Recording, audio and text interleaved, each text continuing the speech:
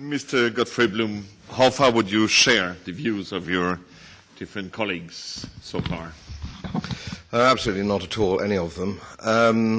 I am the only radical on the committee. I also fancy myself as, after 40 years working in the City of London and investment management, rather knowing more about it than anybody else on the committee, if you'll forgive my arrogance. If I may go back to Mr. Lambert's analogy on an aeroplane, I think it was you, sir, well, I thought it was a good one.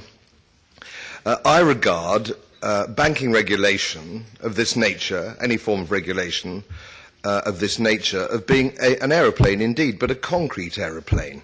So the reason I don't turn up to committees to waste my life, of which there may not be much left, I don't know, I certainly don't intend to waste my life trying to help redraw a concrete aeroplane by moving the engines about, moving the seats about, arguing that we should have a different pilot.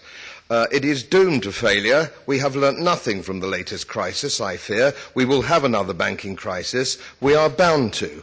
It breaks a number of fundamental economic laws, of which there are few. First of all, the law of fatal conceit. The law of fatal conceit, which means that this committee feels it knows enough about banking, international banking, to regulate it, which of course is an absurdity. It means to regulate it, we would also need perfect knowledge of the market. Perfect knowledge of the market is an absurdity. How could we possibly have that in a fast-moving financial service world? We talk about retail banks, and we like to put the boot into real retail banks because we're politicians. But of course the real fault lies with central banks, not retail banks. It isn't banking bonuses that make bankers take lunatic risks. It's the knowledge that politicians will use taxpayers' money to pick up the pieces. This is your problem, not bonuses. This is why bankers act in the manner that they do. They're in a no-lose situation. They can only win. One year they get a monster bonus, and the next year the bank goes bust. Doesn't matter. They don't go to pokey. Most of the rules here are broken, should be governed by common law or statute law, not regulation. If you, and I made the point in a speech this afternoon, in the United States in 1850, if you carried out the fractional reserve banking system, i.e. you lent money that you didn't have, you would not just go to prison, you would hang. It was a criminal offence. It was a capital offence. I'd like to see that come back. We talk about LIBOR, we talk about interest rate manipulation. Well, who manipulates interest rates? It's the central banks. The central banks manipulate interest rates, and that's by buying fake junk bonds and counterfeiting money, which they call quantitative easing. And again, as I made the point this afternoon, if any of you in this audience tried that, you would go straight to prison. It's counterfeit, but we call it quantitative easing. So this is largely a problem of politics, not of banking. So this is what we really need to be dealing with. We need to be cutting away the whole banking system and starting again. We need custody banking on the one hand, so if you go and put your money into a bank, it's a custody bank, they don't lend the money on, they keep 100% of it. And so if you all knock on the door of that bank again, your money is all still there. Under fractional reserve banking, even under Basel III, even if it was 10% or even if it was 15%, you know that only 15% of your money would be there. What kind of absurd system is this? What kind of crazy, maniacal system is it, fractional reserve banking, that you know your money isn't going to be there? Now, if you want an interest coupon, you invest your money in a bank and they say to you, how long will you give it to us for? And you say 5 years.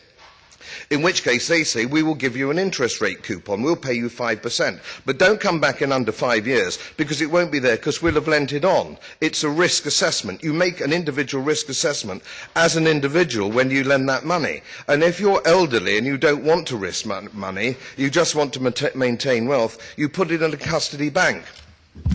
None of my committee members ever talk about anything practical or sensible like this, which is why I don't turn up to committee meetings. I'd sooner go to the cocktail bar. It's more fruitful. Oh. Mrs. Ford, I believe you would like to comment on that as well. I'd actually like to ask a question of Mr. Bloom, because it's nice to see him. I think you said that you do not want taxpayers to have to bail out banks, and I think that everybody across this room would agree. And you've suggested that one of the ways to do that is to be much more transparent with how, what happens to money when you put it in a bank, and we've all asked for more transparency. And then you've also suggested two very simple reforms of sort of accounts that people could have, one of which is a bank account that doesn't get on lent, but then you don't get any interest, and then another sort of bank account where the money is on lent, so you'll get an interest coupon, but you can't have it back early. Now, here's my question. If you want banking to look like that, how are you going to make it happen? Are you going to start turning up internationally across the world to argue it across the world, or are you going to introduce capital controls to constrain it just to one country? Sometimes, Mrs. Ford, I think you obsess on me, which is rather flattering. Look, you clearly really don't quite understand this subject, I think, and this is really what I've been saying.